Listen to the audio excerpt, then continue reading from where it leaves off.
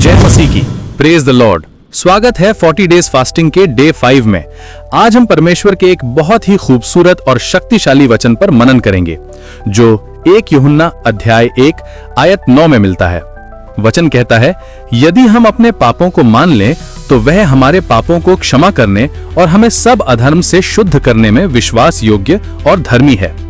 ये वचन हमें आशा देता है। आइए इसके 3 हिस्सों को समझते हैं। पहला हिस्सा है अपने पापों को मान लेना। इसका मतलब सिर्फ गलती मानना नहीं, बल्कि परमेश्वर के सामने पूरी ईमानदारी से आकर ये स्वीकार करना है कि हमने जो किया वो गलत था। इसमें कोई बहाना नहीं, बस एक सच्ची स्वीकृति होती है कि हम परमेश्वर के म्यार से चूक गए हैं। जब हम ये पहला कदम उठाते हैं तो वचन का दूसरा हिस्सा सामने आता है जो परमेश्वर के चरित्र के बारे में है। वो विश्वास योग्य और धर्मी है। विश्वास योग्य का मतलब है कि वो अपने वादे का पक्का है। अगर उसने क्षमा का वादा किया है तो वो उसे जरूर पूरा करेगा, वो कभी बदलता नहीं। और धर्मी का मतलब है कि उसकी क्षमा न्याय पर आधारित है। वो हमारी गलतियों को यूं ही नहीं छोड़ देता, बल्कि प्रभु यीशु मसीह ने हमारे पापों की कीमत क्रूस पर चुका दी है। इसलिए जब परमेश्वर हमें क्षमा करता है तो वो अपने न्याय के आधार पर ही करता है। ये उसकी दया और न्याय का एक अद्भुत संगम है। और तीसरा हिस्सा है इस प्रक्रिया का परिणाम।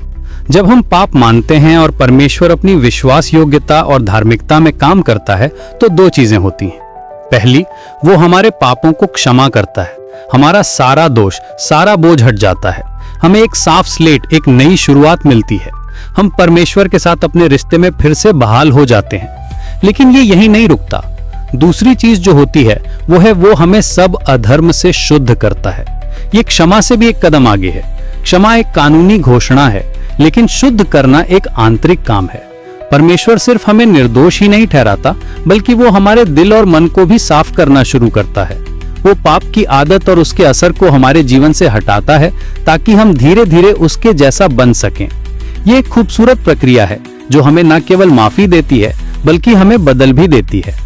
तो ये वचन एक पूरा पैकेज है, हमारी ईमानदारी, परमेश्वर का चरित्र और हमारे लिए उसकी क्षमा और शुद्धि। ये हमें याद दिलाता है कि चाहे हम कितनी भी बार गिरें, परमेश्वर के पास लौटने का रास्ता हमेशा खुला है। मुझे उम्मीद है कि आज के इस वचन ने आपको प्रोत्साहित किया होगा। अगर आपको ये संदेश अच्छा लगा तो कृपया इस चैनल को सब्सक्राइब करना ना भूलें, ताकि आप हमारी इस 40 दिनों की यात्रा में हर दिन हमारे साथ रह सकें। इस वीडियो को लाइक जरूर करें ताकि ये वचन और भी लोगों तक पहुंच सके और उनके जीवन में भी काम कर सके। हम कल फिर मिलेंगे डे 6 में एक नए वचन और एक नई समझ के साथ। कल के लिए उत्साहित रहें। परमेश्वर आप सबको बहुत आशीष दे।